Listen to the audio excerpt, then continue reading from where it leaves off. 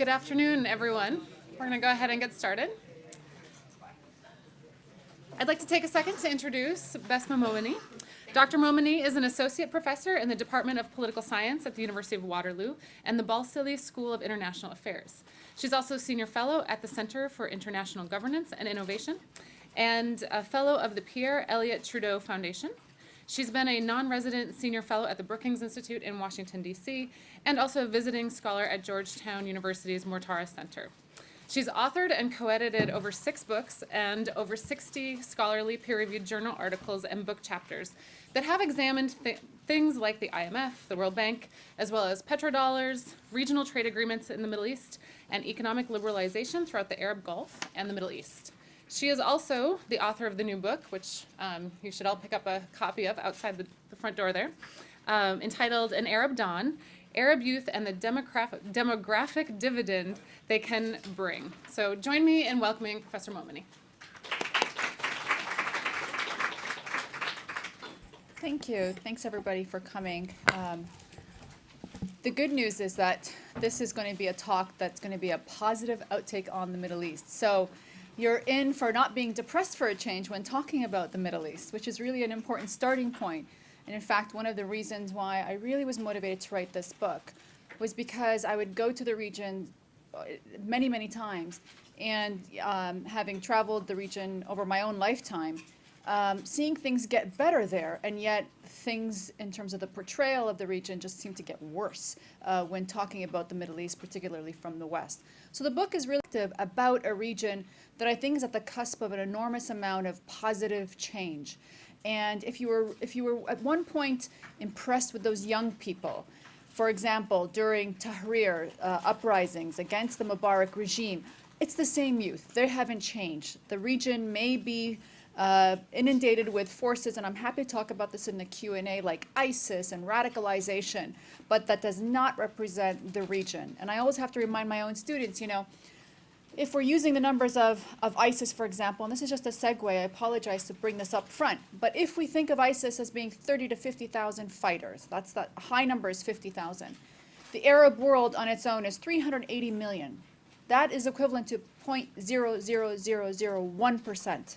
If you take the 1.6 billion Muslim world, the numbers are even smaller. So it's an aberration, and what I want to talk about is the majority. So let me introduce you to Arab youth of the region.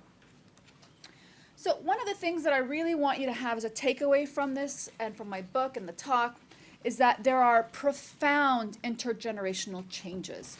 And again, as a person who visits the region often and speaks to people on the ground, I'm a political scientist, but as I was saying to one of your colleagues earlier, I think I wanted to be an anthropologist. Talking to people in the region, I think I went always maybe even as a child visiting the region. I was a wannabe professor, really trying to find out what was going on the ground. And I have seen enormous changes in values, in ideas, in thought structures. And it's just coming to the fore now where we're starting to see that really shake the political foundation of these countries. So my argument is that even though we may have a lot of negative and perhaps even pessimistic views about the prospects of a political revolution, we can talk about the idea that Egypt perhaps did not have a fulfillment of its revolution, that Libya is stalled today, Tunisia is creeping forward. I would argue that still at the core of it, young people at the very core are having a social and cultural revolution that make them very distinct from their elders. And I think it's something to the positive. It's a progressive movement. It's things that I think can be explained by unintended consequences of government policies, international factors, whether we talk about globalization. In this case, some of the positive trickle-down effects of this have been felt throughout the Arab world, and also just a sense of awakening. I think that word is very appropriate. I really love the word Arab awakening because it is sort of this coming to age. And if you have doubts about this numerically, just remember that the Arab world, 60% of the population is under the age of 30. If the average age of those youth are now in their early 20s, I know it's really hard to think of the early 20s, young people as being, the decision makers, but give them 10 to 15 years. When the elder generation is off thanks to the reality of mortality, we are looking at the decision makers of society, okay? And they have something to say that is profoundly different than previous generations, and that's what I'd like to talk about. So there are three themes in my book, although there's four real ones, but I'm going to talk about three because the fourth one is a bit of a surprise. But the three themes of my book is to say that Arab youth today are far more entrepreneurial. And I really want to dig down here because entrepreneurialism to me says a lot about not just the sort of conventional wisdom that they are starting new businesses, but also that they have a very different relationship with government, right? The social contract with the state has fundamentally changed. The second aspect of Arab youth and their cultural changes is that there is a great desire for political freedom. And we're going to talk about how that manifests itself. It's using new tools of analysis that even as political scientists we have to break away from, i.e. political parties and civil society organizations. If you're going to look for political party movements as your one unit of analysis for political freedom in the Arab world, you're going to be disappointed. But if you're willing to look deeper and put on your anthropological lens, there's a lot of movements in that country or in the countries I'd like to talk about. The third thing that I see very interesting in the region is a desire for cosmopolitanism. I think that's the one that really surprises people, that somehow Arabs have an identity that is much more worldly, less parochial than we see in the media, and definitely less of this sort of particular types of identities that we attribute, whether we're thinking of these awful, sorry if hopefully nobody here is a fan of these books, but like, Jihad versus McWorld and Clash of Civilizations, those kinds of analyses are so far from the reality of the Arab world, which tend to be a hybrid of many different kinds of values. So let's talk about the economic. I think and I'm a political economist by training, so perhaps, the old adage of seeing everything as a nail when you're a hammer pretends true. But one of the things that I found very interesting in looking at the Arab world is the great developments done in the economic field, and particularly when it comes to education. One of the things that we know from Arab youth and what they cried in Tahrir Square and other places was economic dignity, right? It was bread, right? First and foremost, freedom, and then it was social dignity. And the reason that I think we continue to see surveys of this positive reflection that Arab youth want number one, economic opportunity. There is a great desire for economic opportunity first and foremost. So what this says is that they want to have good jobs. They want to stop some of what they think are the preventative factors of having a functioning economy, things like corruption. They want meritocracy. Increasingly, they want the kinds of economic opportunity that allow them as individuals to shine. And this is really quite prominent in many surveys that have been done throughout the Arab world, and including the field work that I did across the region. I went to many parts of the Arab world and spoke to young people. When I asked them, what's your priority? And again, the national surveys repeat this. It's jobs. It's economic opportunity, jobs, good jobs, and end to corruption. Democracy, while very favorable, if you ask Arab youth, do you want democracy? 92% say yes. This is not, a liberal Western democracy. This is not to say they don't want the opportunity to vote. But they do want now immediate opportunities to work. And I think dignified work at that as well. So one of the things that I think we can take comfort in throughout the region is that there's been an enormous investment in education, okay? I do a lot of policy work, and often I'm in Ottawa talking to government, and I find that I'm often having to repeat this over and over again. There is no shortage of education in the region. In fact, one of the things that I think is a marker of the Arab world that I find so powerful is this enormous pride in education. I think that I have this example in my book where, I would talk to some of the same women, older women, 20, 30, 40 years ago, and when they would talk about sort of what were the markers of status, it was initially land, might have been a generation later, how their children got married, and now they're talking about how their granddaughters finished their master's degree and how they just got a scholarship to go abroad to do a PhD. There's an enormous social pride in the Arab world about education that we have to really, I think, take comfort in. And I'm going to talk about what that means at the individual level. But throughout the region, we see the fastest rates. In fact, if you take a global average per region, the fastest rates of educational attainment is happening in the Arab world. And women, in fact, have a higher rate of attainment of education than anywhere else in the world, be it in the Middle East. So one of the things that I want you to think about is that, we have now rates of university attainment, for example, in the Palestinian territories, higher rates of attainment of education there, post-secondary, than in Canada. Libya exceeds that of most Western European countries.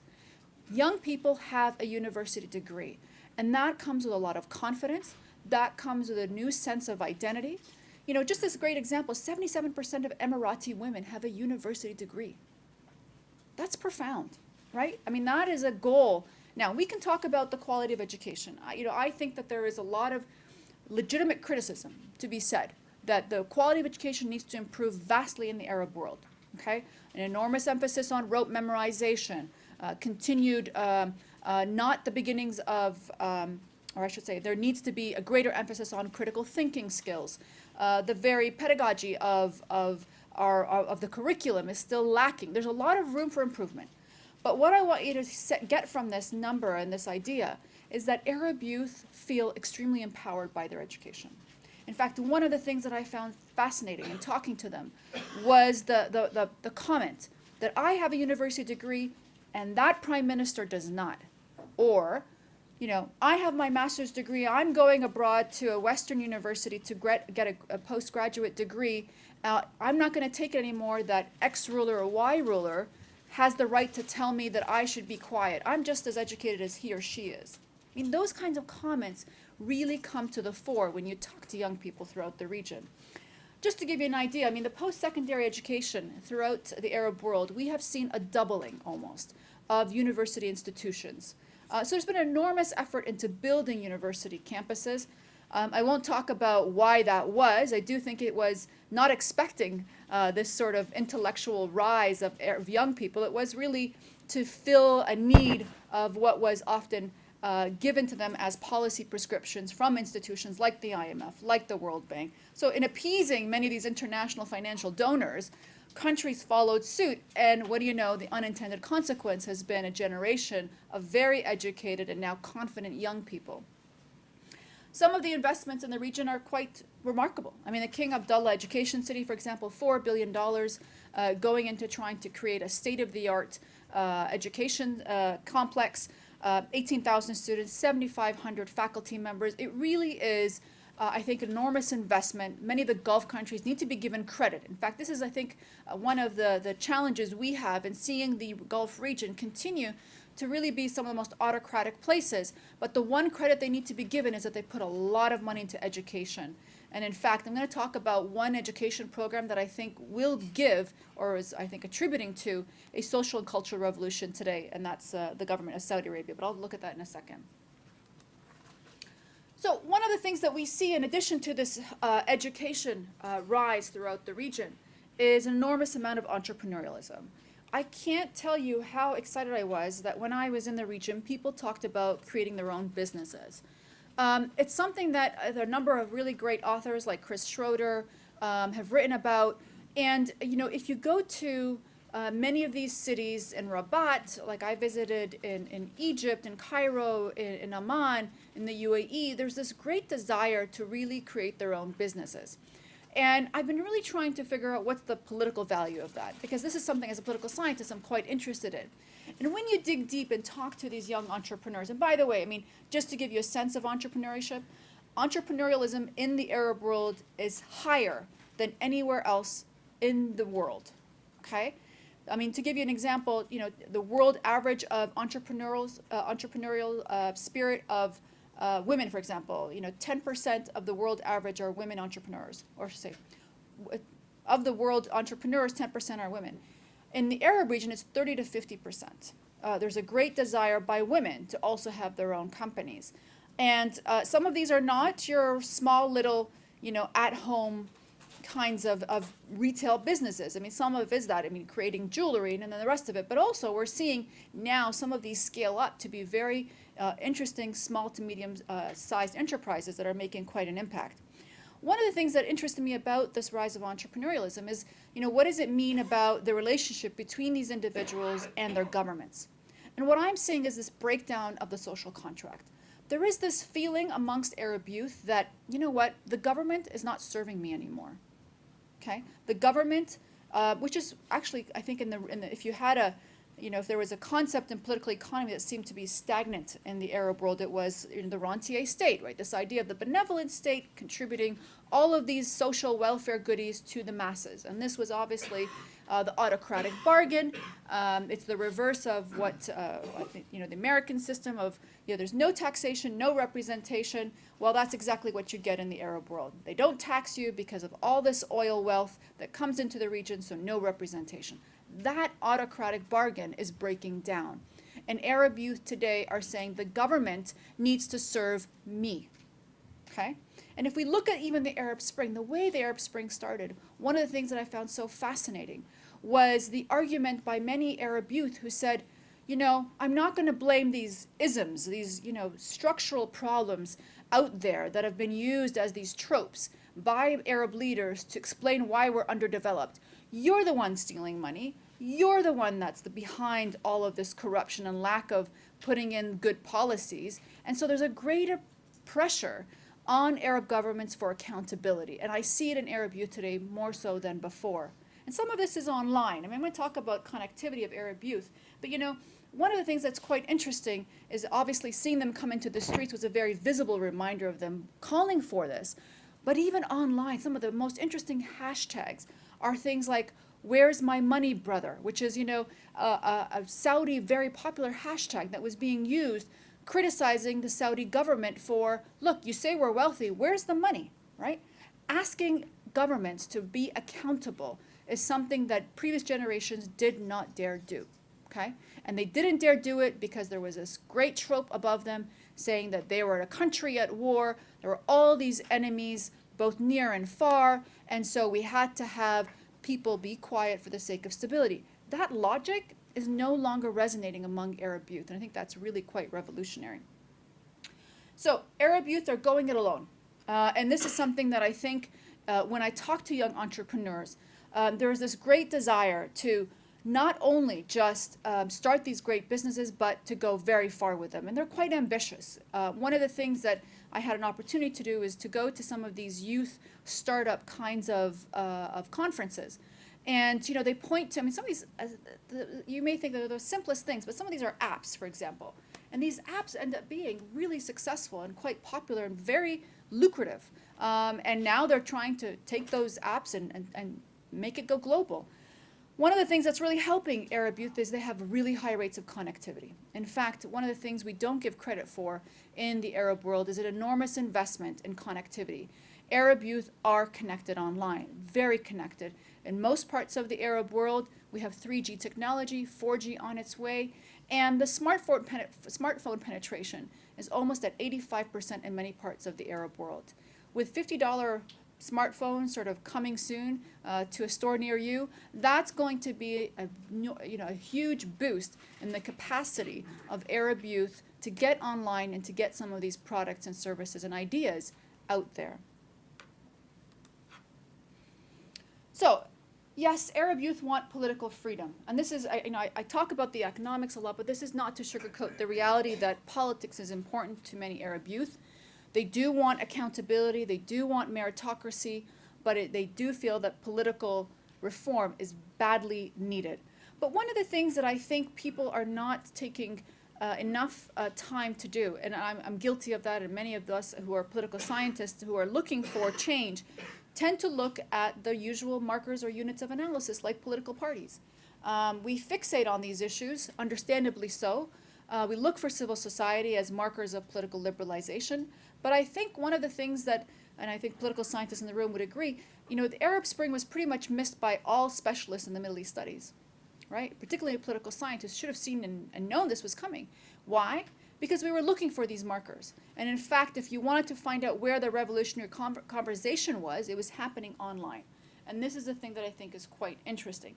So satellite TV was the first, I think, entrance into the media ecospace or ecosystem of what was calls for not only accountable government, putting government to shame when there was corruption, and increasingly that now is filtered into the online world. Social media. I mean, one of the things that I think we fail to recognize that there's a whole conversation going online in social media, in blogs, in videos, and Arab youth are the protagonists of this conversation. They're the ones talking about change from within, change for the better. One of the things that I think is quite interesting, for example, you know, the Arab world has the highest number of YouTube users per capita in the world. Same with Twitter. And the conversations are extremely political. They're not just consuming, they're also generating, right? Again, some of the most critical types of YouTube videos and the most popular and widespread ones, in fact, Saudi Arabia is a great example of this, are very political in content, okay?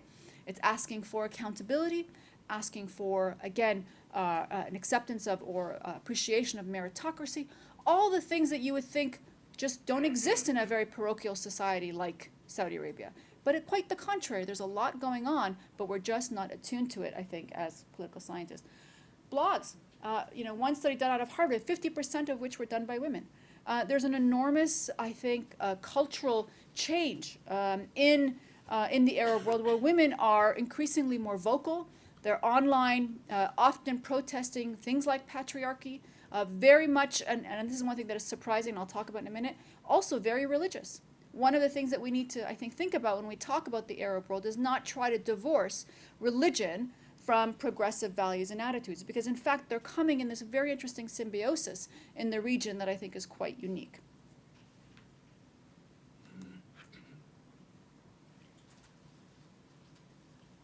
One of the other factors that I found quite neat in the Arab world is to this point of identity.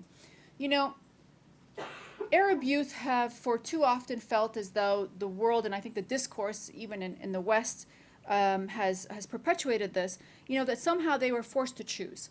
You know, either you were Western, liberal, progressive, or you were Muslim, fundamentalist, and you only cared for the kinds of, you know, ascriptive characteristics that you would be given to, whether it's sect, tribe, etc.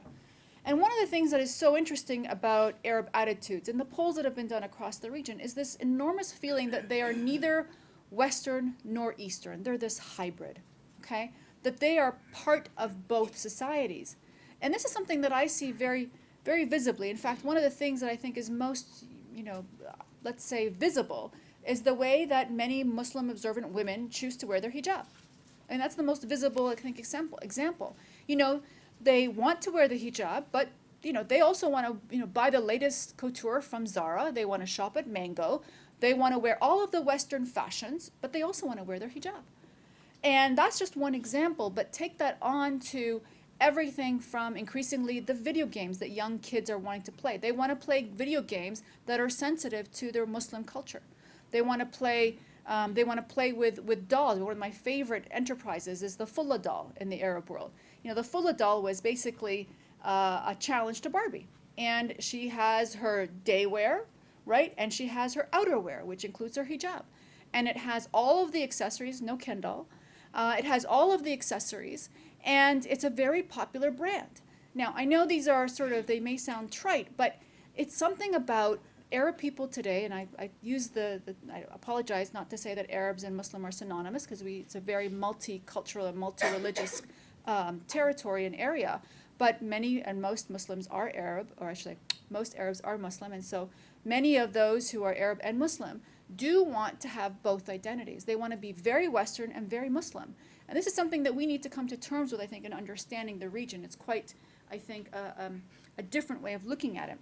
One of my favorite statistics, and this was a study done by some Saudis, you know, in Saudi Arabia, which I think has, you know, if you sort of had this spectrum of, you know, the country that's the most progressive to the one needing the most reform, most obviously not just being a theocratic state, but has so much change that's necessary, it's Saudi Arabia on the far side of one. I found this fascinating. 64% of Saudi youth want to marry for love.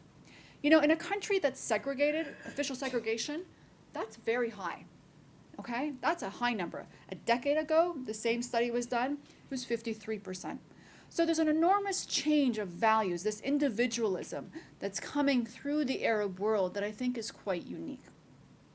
One of the things I also found interesting, I wanted to speak to Arab students who come to the West. I spoke to students both in the United States and Canada, and I really wanted to get a sense of how Arab students, you know, what are the attributes that they see of great benefit here in the West.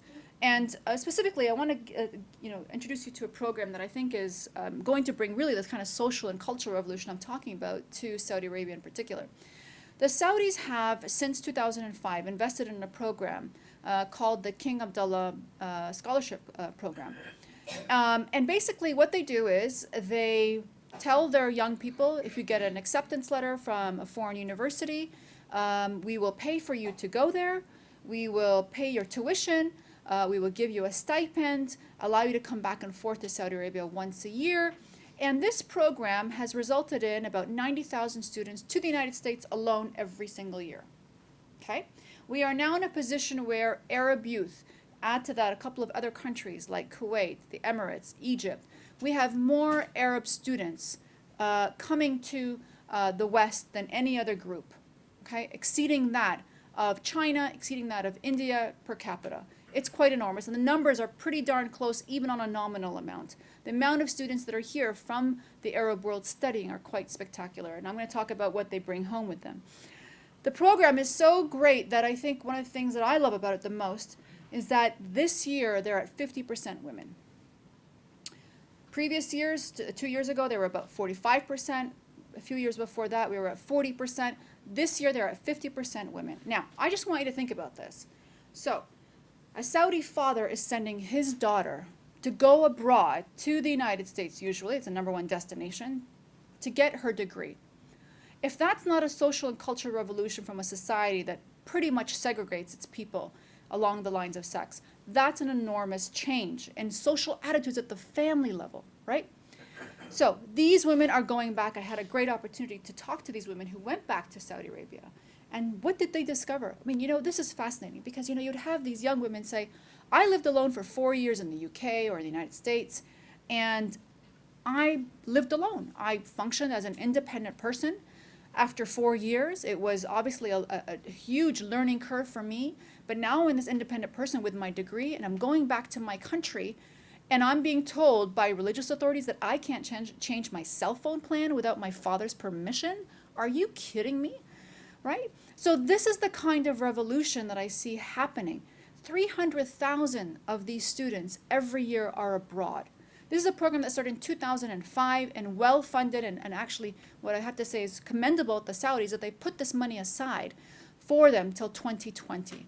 Do the math. That's a huge crop of young people who are going to change Saudi society. Not today, not tomorrow, but 10 to 15 years, when these young people go back as the technocrats, as the decision makers of their society, there's going to be, I think, that kind of social and cultural revolution, and for the better. Okay, so in speaking to these young people when they went abroad, and I really wanted to know, what are the things that you take back with you, right? I mean, this is my favorite question, not to mention the other one which I found fascinating was, did you find it hard moving to this city or that city? They would say, I mean, culturally, but before I left, I Googled the streets. I knew where, where this street was and that street was. I knew where the Starbucks was. I knew where, they had this enormous insight into living life in the West that I thought was really quite fascinating. And just shows you how, think about, I'm interested more and more lately about migration patterns. My father immigrated from the Middle East in the 1960s, and when he was, coming to Canada in his case, it was a one-way journey, and he didn't know anything. He didn't know what snow looked like. He didn't know what many of the things that it was ahead of him. How that has changed for this new generation says a lot about the benefits of circularity, that we no longer have this one-way migration, that we have to think about transnationalism as another concept that I'm quite fascinated with. But one of the things that I found interesting in talking to these students and asking them, okay, so what are the things about living in the United States or Canada that you would take back home. Number one, environmentalism. We want recycling. It was beautiful. I couldn't believe it. We need to recycle. This is something that we completely don't have. We need more services in waste bins. We need more services in education of how to recycle. We need to use solar power. They were so excited. I did about 5 or 10 different focus groups with different groups of Arab students, mostly Saudi, some Syrian as well, and that they were so fascinated with the environmental causes and issues was really quite interesting. And finally, multiculturalism. This was to me, I think, one of the most gratifying, right?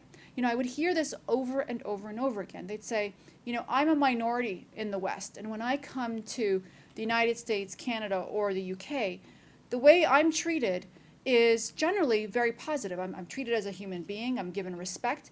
That's not the way we treat minorities in the Arab world. That's not the way we treat particularly workers who come to Saudi Arabia. We treat them like slaves. That's wrong. Next time I go back home, I am going to stand up for those workers, because the same way that a border agent looks at me coming with my Saudi dress is the same way that the way I'm treated in a positive way. Why can't we have that same sentiment shared with all these minorities who come to our country? So that's, I think, the kinds of values and sort of impression that this is having on Arab youth, and they're going back in droves. People ask me often, are they going back to the Arab world? Absolutely. The return rate is about 95%. 95% of these youth are going back to their countries of origin, and I think they're carrying with them more than just degrees. It's not just Western degrees. They're carrying Western values with them.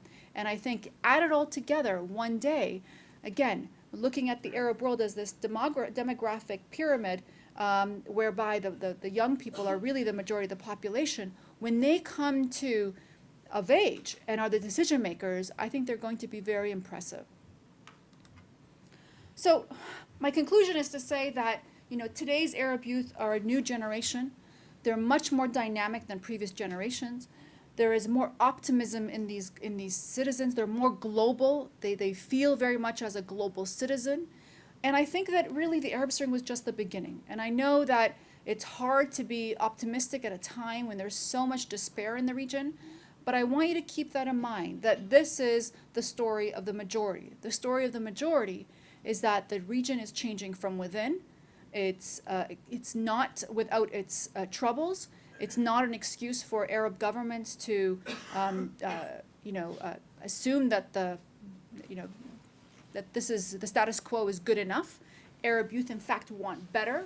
And one of the most important, I think, understandings of the Arab Spring is this great sentiment that Arab youth feel that they deserve better. It's a Ted Gurr's argument from history. The idea is revolution was born from this sentiment that I am educated, I am knowledgeable about the world. You can no longer say you know more than I do in terms of how they relate to power, and I deserve better. And you have to deliver that to me as a citizen. And that's the kind of, I think, cultural and social change that's happening in the Arab world. And the fruits of that, I think, will come with the demographic dividend of them being the majority of society. Thank you.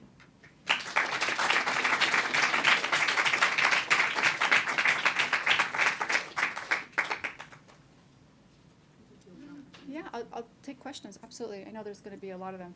Oh, way in the back? For the 64% of Arab youth that want to marry for love, do you have a gender breakout on that, males and females? Yeah, and so that's Saudi Arabia. And actually, if we were to go to other parts of the Arab world, it's much higher. It's in the 90s.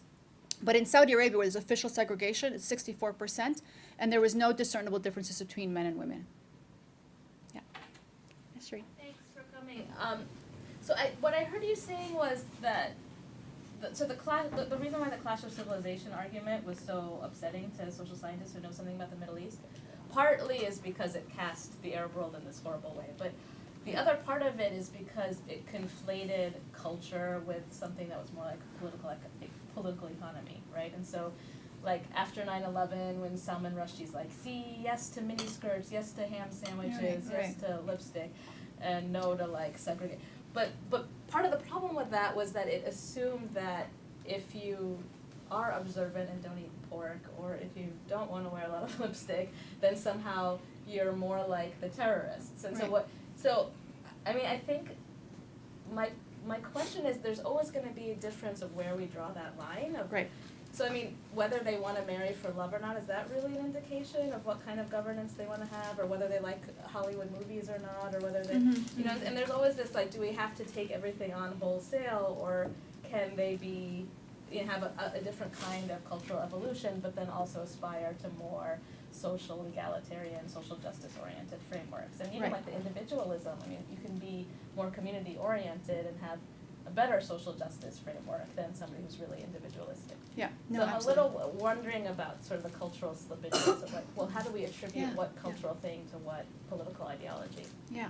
So what I think about, I mean, the individuality that I see, I mean, they're very family oriented. This is not to take away from the reality that people feel that they can be appreciated as individuals, but still want to be very family oriented. I think those two, you know, and again, I think there's a Western conception that it's either or, is my point. And that actually what I find in the Arab world is this amazing hybrid, right?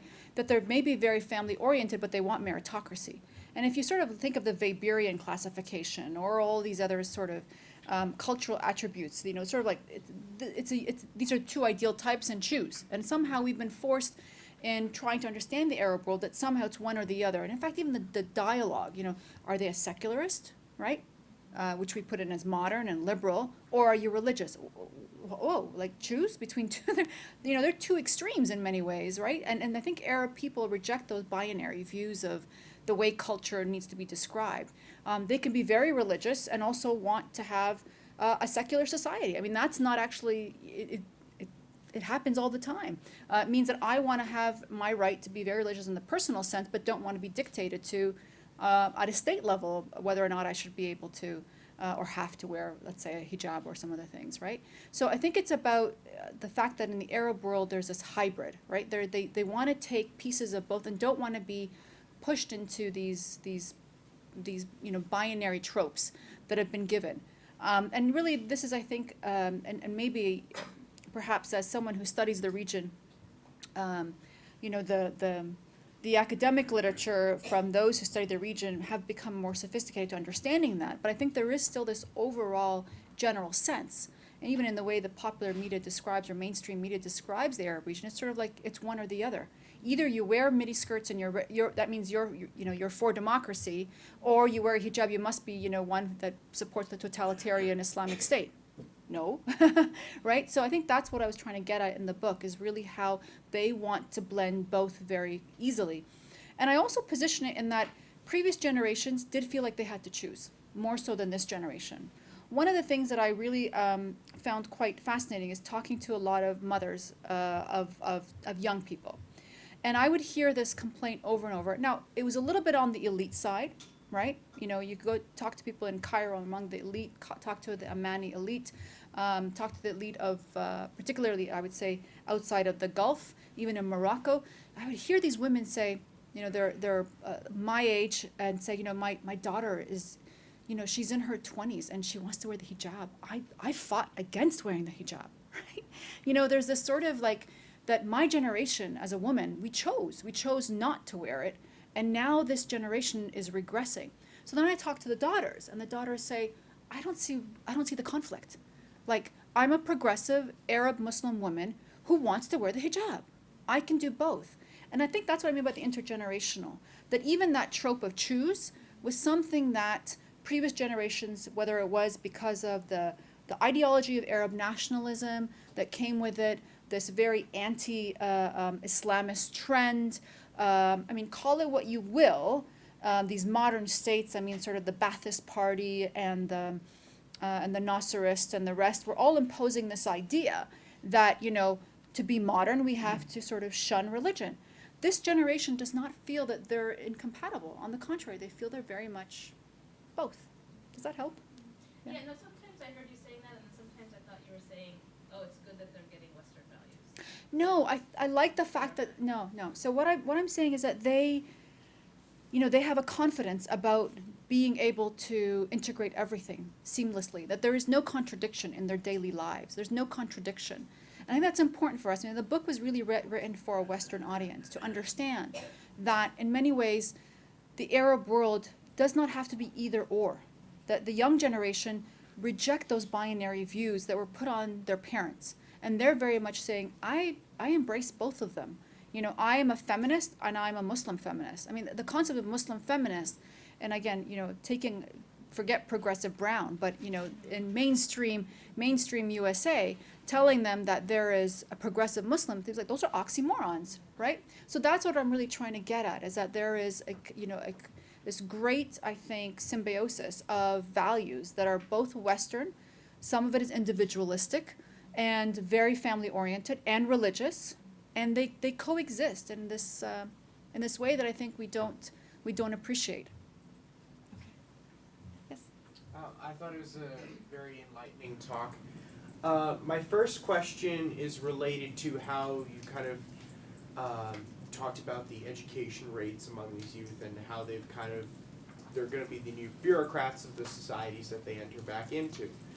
But my question is related to how this high population of young people, my question is, how does that affect societies where the economy is not so stable, or the politics of the time are not so stable, like the frequent clashes between people who support Mohamed Morsi, who was couped by the Egyptian military, and then who support the military junta, effectively that's now in power.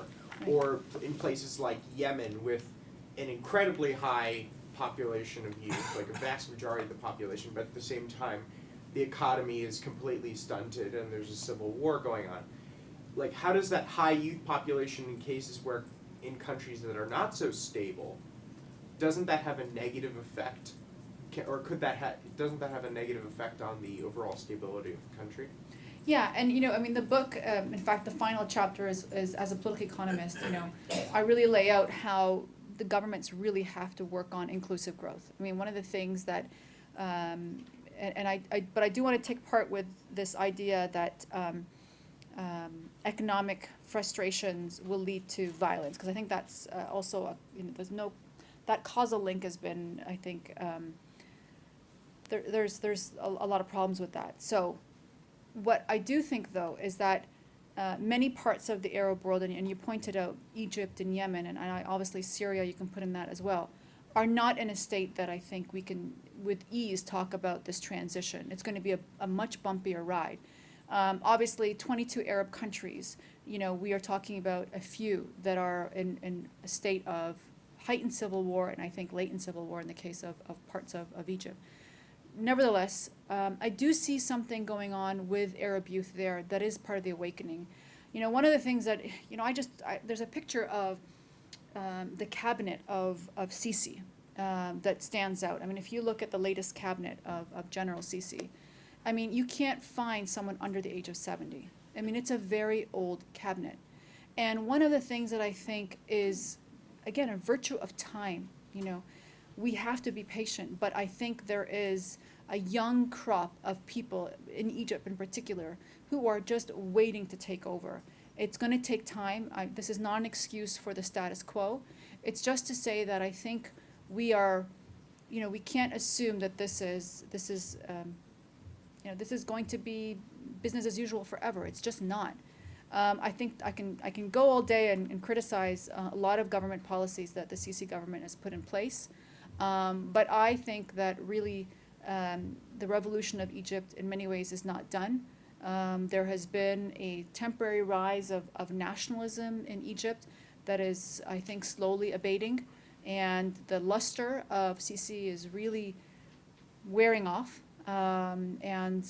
So, Egypt has a class all in itself, but, I'm happy to talk about that as a country on its own, but I don't think that we can say this is the trajectory. I don't see the Sisi regime lasting. I really don't. There's just so much bubbling under the surface there.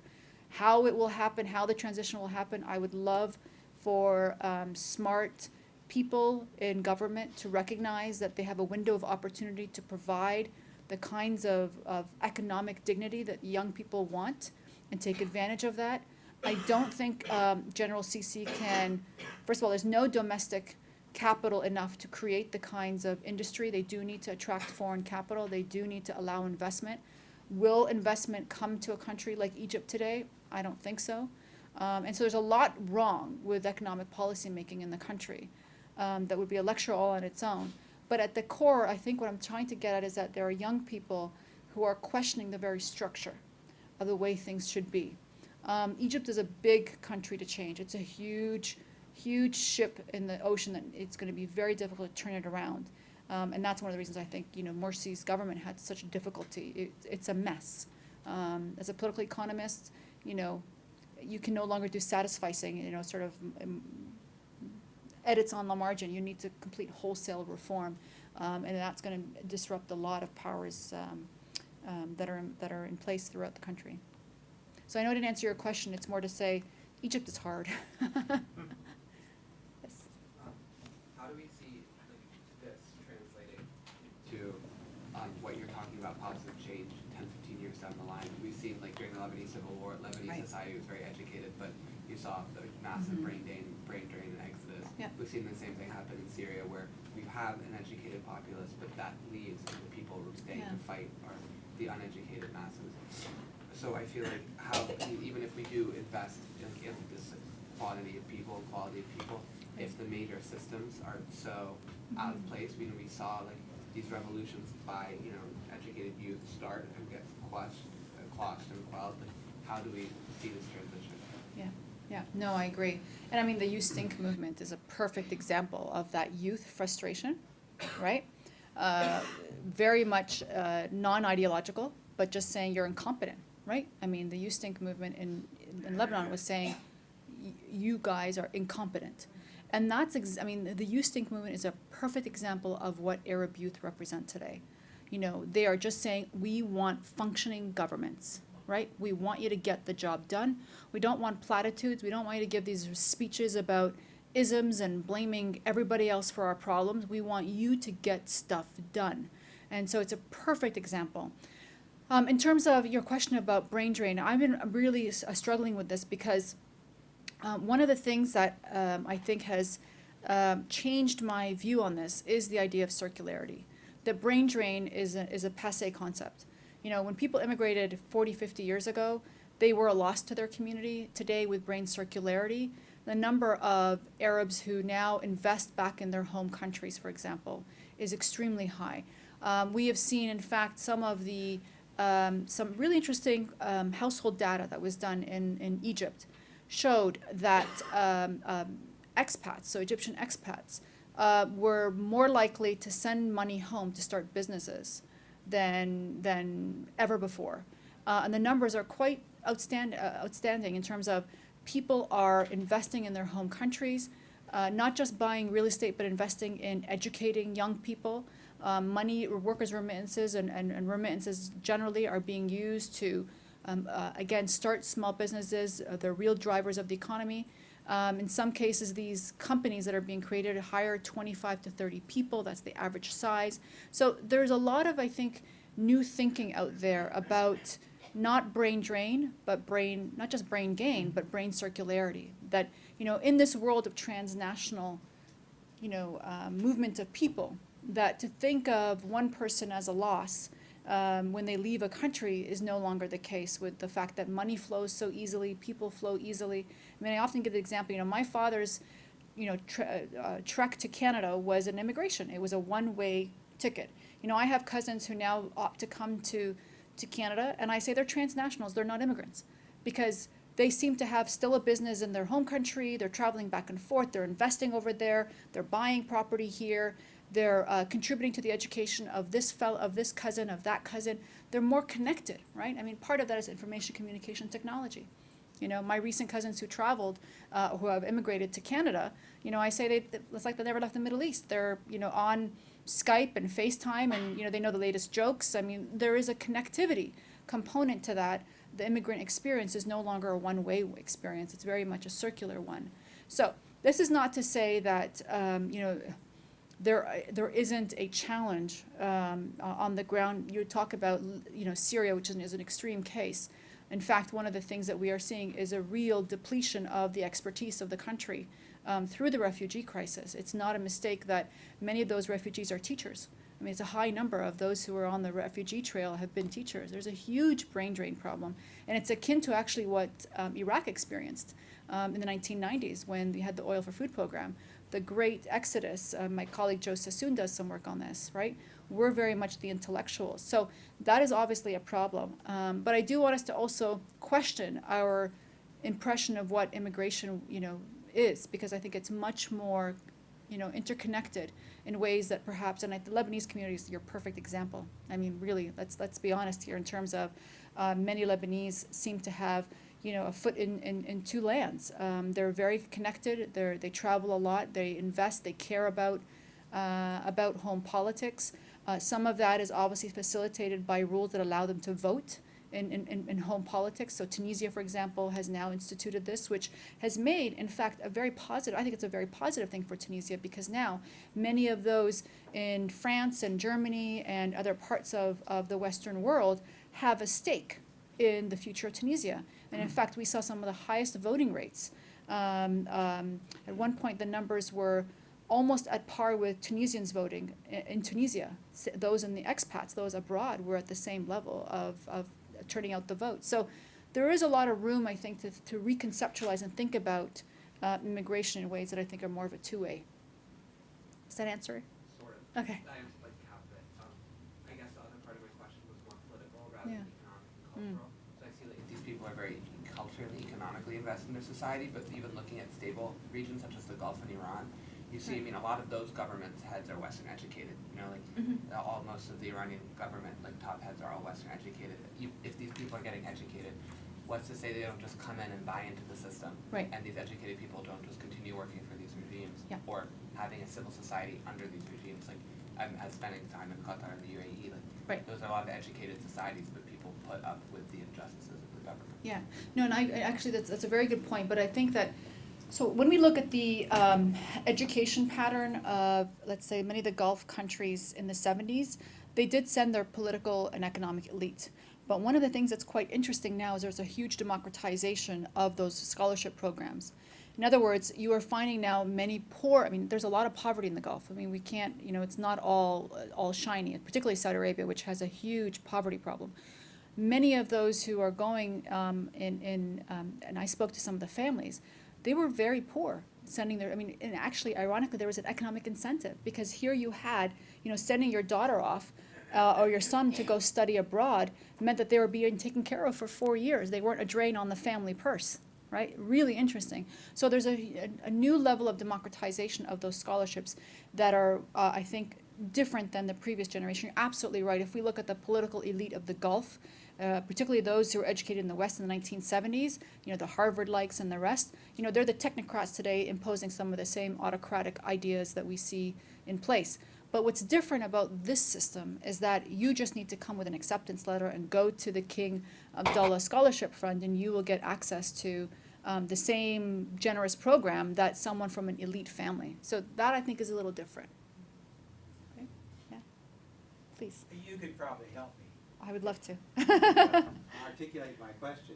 I'm searching.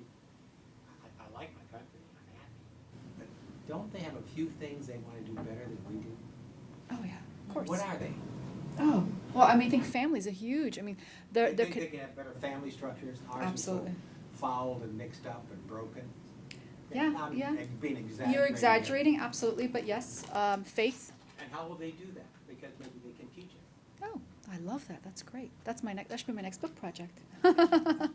I think there's, You see, when Yeah. women got educated in our country, as you well know, right, 2 children. right, 2 children. mhm, I come from a family of 5 boys, right. and there are 8 grandchildren. So Mm. you can see we didn't even do 2. Mhm. Curious. Well, here, so I don't have an answer to it, but I'll just give you something. I always love it when people talk about, you guys just came out of your Thanksgiving Day holiday. Canada, we had ours a month ago. But, people coming from an Arab culture family, people talk about their Thanksgiving, and I just laugh and I'm like, it's Thanksgiving at my parents' house every day. We have Thanksgiving a lot, This idea of food and family and lots of people, it's a joke, but it's true. I think that there's in Arab culture, our doors are never closed. There is a great sense of communality of food, and you know. So he'll give you another example. I'm sorry if I'm being trite here, but this is kind of interesting. I married what I would say is a very Western person, perhaps, even though he has an Arab origin, but very not used to, let's say, Arab culture, and would always say, our table fits 6. You can only invite 4 other people. And I said, no, I come from an Arab household where it doesn't matter how many chairs there are on the table. And I would have 20 people at my house. I mean, that's just the norm. The table does not define how many people you can invite. But that's a very Western, frankly, even American cultural attitude that, you invite as many people as you can have chairs for on a table. And for Arab people, no, that's, the more the merrier. Kids, the more the merrier. I mean, if people are walking around with plates, that's, it's chaos, yes. But it's also just an attribute of life. But the reason we have 2 in our culture, Uh-huh. and in my family, probably, maybe not in my family, that's all we could afford to educate. Right. Yeah. And we were lucky to be able to do that. Yes. Won't that hit It's hitting absolutely. strong? Yeah, and so actually one of the things, if you look at, And won't the women be the ones who decide how many children? they have? absolutely, Even absolutely. if it's 2 girls, that's all. Oh yeah, no, this is something that we've already seen. The average family size in the Middle East is dropping rapidly, partly because of women's education, partly because women want to enter the workforce, and absolutely, as you said, part of that is the wanting to give them a very good life and proper education, etc. Also, the virtues of urbanization. I mean, you can't discount that. Kids need places to roam, and one of the things that is a phenomena of Arab young couples as they are moving into apartments that are smaller and smaller, and yes, they're having smaller families. I can't remember the exact numbers offhand, but there is a huge drop in the number of children. I think we're at 3 now for the average Arab family. So it's definitely lower than a generation ago, which was about 5 or 6. And the only reason we've survived as an important nation is we've had this tremendous immigration. Because Right. otherwise, we would really be shrunk. Absolutely. Will the Arab world, can I say that? Yes, absolutely. Will they be willing to accept large migration of other people? I really hope they do. Have you had any signs, any hopes, is that a hope Yeah. Well, I mean, I think that it's just not a destination for immigration yet. right now? But, and I'm being very general because the Gulf is quite different. I mean, the Gulf, if you look at a place like much of the Gulf, like, the Emirates, 70% of the population are foreign, right? So there is, now, that's a whole other issue because they need to start recognizing that there should be citizenship rights. They're people. And their people, and there's a conversation there that is brewing in many fantastic ways, and I actually do think that circularity of students going back is impacting the conversation. I've seen it. I know it's not that the critical mass that we need to start an entire social revolution, but it's starting. I mean, really what I wanted to capture was the conversation is starting, and the fact that you have many of these Gulf students go to the West and see how minorities should be treated, and I'm not in any way idealizing how life is for minorities here. I'm just saying, if you want to compare the way minorities are treated in many Gulf countries compared to the Western world, there's a huge discrepancy. That's not to say that we've reached the ideal. There's a long way for us to go as well. But those comparisons are being made, right?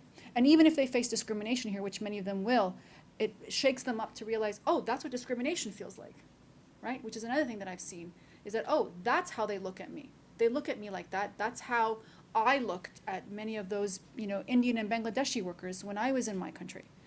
So it's that awakening, right? It's the change of thinking about these things. Is it critical mass? Are we there yet? No. I'm just saying that we're at the cusp of change in these regions, that if you add them all together and think about this in terms of intergenerational, it's a more positive story than we're often given in sort of mainstream media.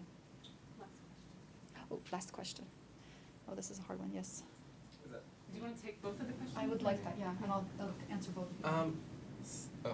Okay, so I just had a question, again, kind of talking about this idea of like Western values and individualism that are brought kind of from the West as Arab youth are going to the West as being a positive factor, and I was wondering if you had also any like negative effects of Western education or Western values within different Arab societies, because for instance, like when I lived in Egypt, those who I knew who had been Western educated or had gone to elite Western universities within the country had been completely detached from the social.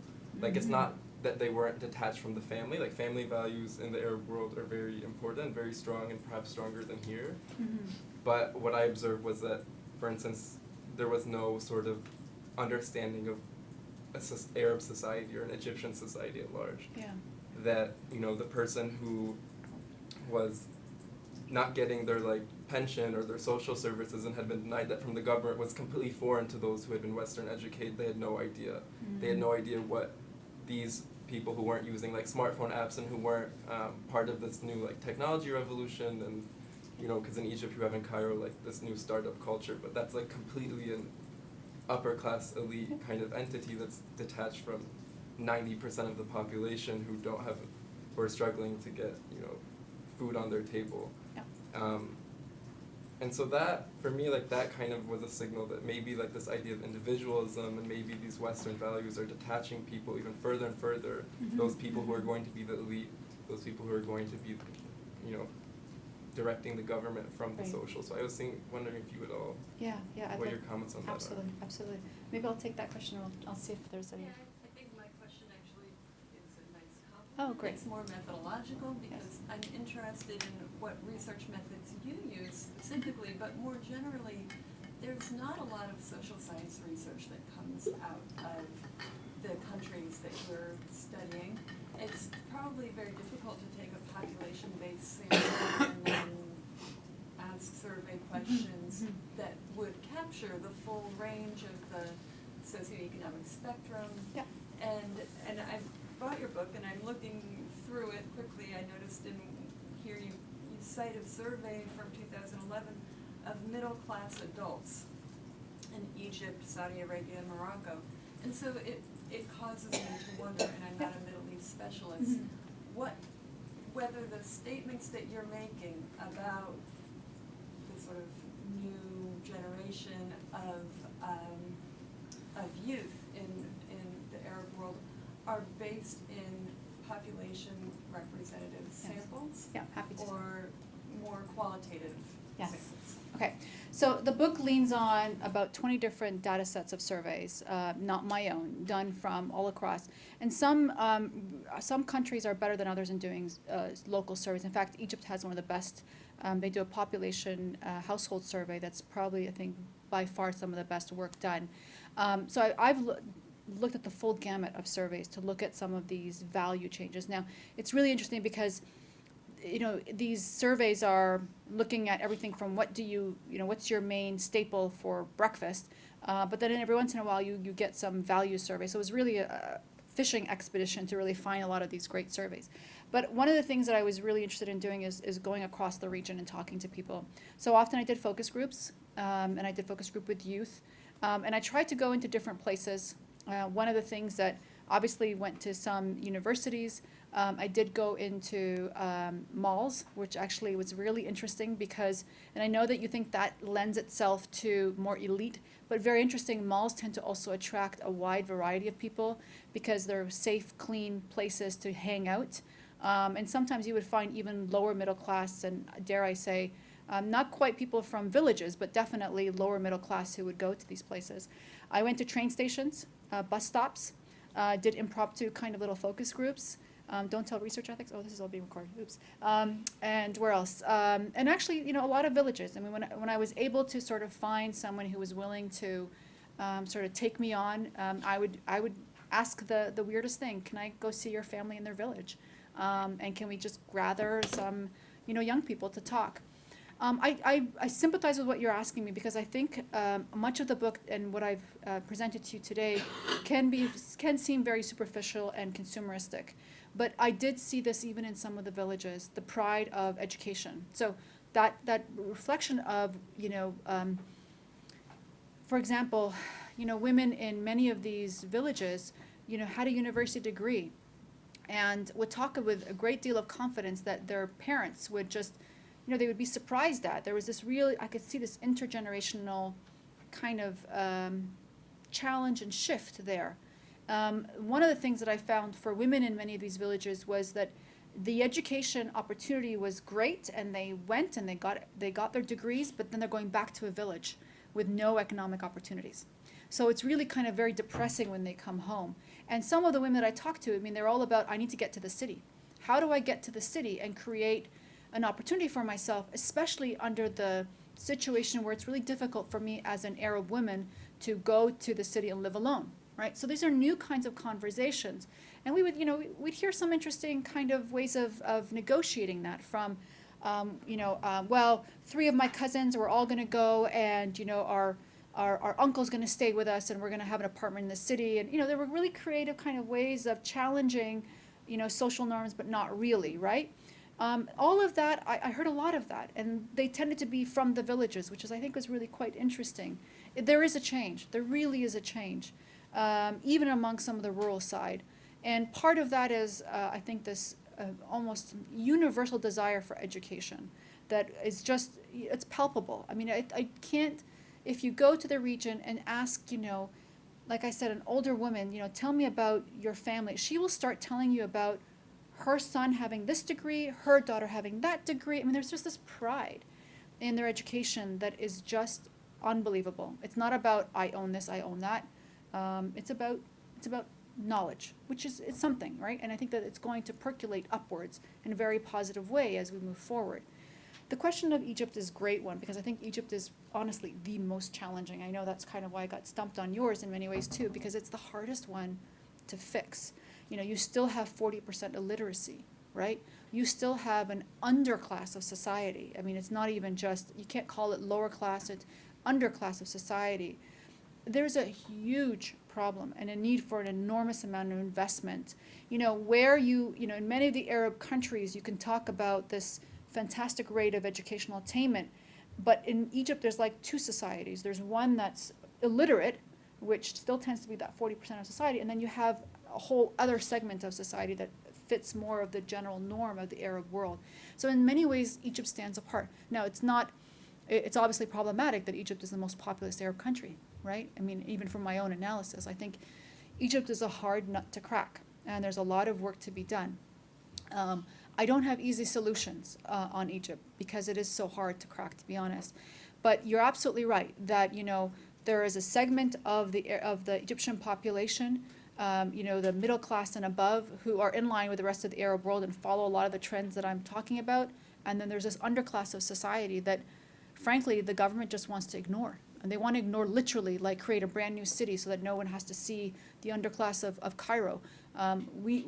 There's a huge amount of investment that needs to be done in that. And if I dare say, one of the greatest challenges for Egypt is to get over its hyper-nationalism. I mean, you can't be this great civilization and talking about culture in Egypt. It's so hyper-nationalist that it can't see its own dirty laundry, and the dirty laundry is very much this enormous poverty. Yeah, if I can comment on that, I think that has a lot to do with the idea of when Nasser came to power after you overthrew Farouk, and sort of the idea of pan-Arab nationalism, that Egypt was the center of this new Arab superstate that Nasser kind of envisioned that would be a third wheel, if you will, in the Cold War. Mm-hmm. They still carry that idea or sort of that idea and that bitterness that comes with that missed opportunity that they used to be, the rest of the Middle East looked to them. In the 50s and the 60s and the 70s. They were the leaders, and now they've lost that position. Well, I'd even go further that I think it was more under Sadat Mubarak who really started to break down state provision of education and services and complete ignoring of anybody outside of Cairo, because Cairo and you can add Alexandria to that were the basis of political support, and outside of that there were no services, no good schools, no investment. So I actually don't think it's so much Nasserism to blame as much as, frankly, a lot of the neoliberal policies that came in under both Sadat and Mubarak.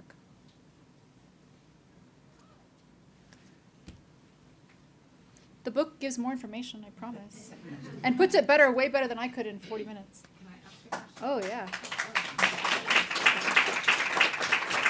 Thank you.